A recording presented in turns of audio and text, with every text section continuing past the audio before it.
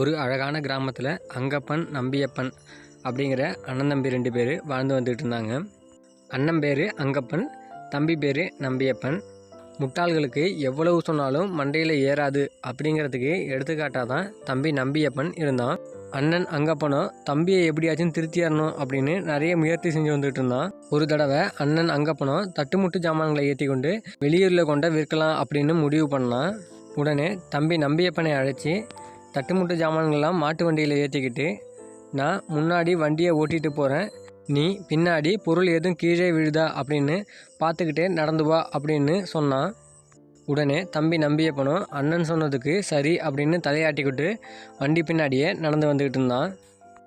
மாட்டு வண்டியோ மேடு பள்ளங்களில் ஏறி இறங்கும்போது சிறிய பொருள் ஒன்று ஒன்றா கீழே விழ ஆரம்பிச்சிச்சு. தம்பி நம்பியப்பனும் இதெல்லாம் பார்த்துக்கிட்டு நடந்து வந்துக்கிட்டு இருந்தான். வண்டி கொஞ்சம் தூரம் சென்னோடனே சந்தேகப்பட்ட அண்ணன் அங்கப்பனும் தம்பியை அழைத்து ஜாமான் எதுவும் கீழே விழுந்துச்சா அப்படின்னு கேட்டான்.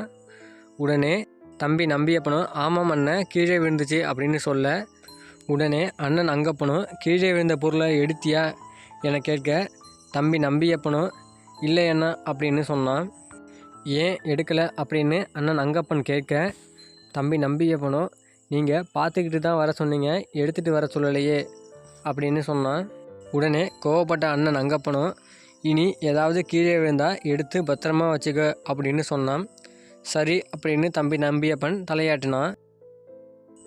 வண்டி கொஞ்சம் தூரம் போனோடனே அண்ணன் அங்கப்பனும் தம்பியை அழைத்து ஏதாவது பொருள் கீழே விழுந்துச்சா அப்படின்னு கேட்டான். உடனே தம்பி நம்பியப்பனும் ஆமாம் அண்ணன், கீழே விழுந்துச்சு அப்படின்னு சொன்னான். உடனே அண்ணனும் அதை கொண்டு வந்து காட்டு அப்படின்னு சொல்ல, உடனே தம்பியோ தான் கையில் இருந்த பொட்டணத்தை பிரித்து காட்டினா அதில் மாட்டு சாணம் இருந்துச்சு. இதை பார்த்த அண்ணனும் அடா முட்டாள் தம்பியே, என்னடா பண்ணி வச்சுருக்க அப்படின்னு கேட்க, உடனே தம்பியோ நீங்கள் தானே சொன்னீங்க கீழே எது விழுந்தாலும் எடுத்து பத்திரமா வச்சுக்க அப்படின்னு. நான் கவனமாக தானே பார்த்துக்கிட்டு இருந்தேன், வண்டியிலேருந்து மாட்டு சாணம் மட்டும்தானே கீழே விழுந்துச்சு, அதனால தான் அதை பத்திரமா எடுத்து வச்சுருக்கேன்னு அப்படின்னு தம்பி நம்பியப்பன் சொன்னான். இதை கேட்டதும் அடா முட்டாப்பையிலே, உன்னை இந்த ஜென்மத்தில் திருத்த முடியாதுடா, உன்னை திருத்தணும்னு நினச்சது ஏன் தப்பு தாண்டா அப்படின்னு சொல்லி அவன் தலையிலே அவன் அடிச்சுக்கிட்டான்.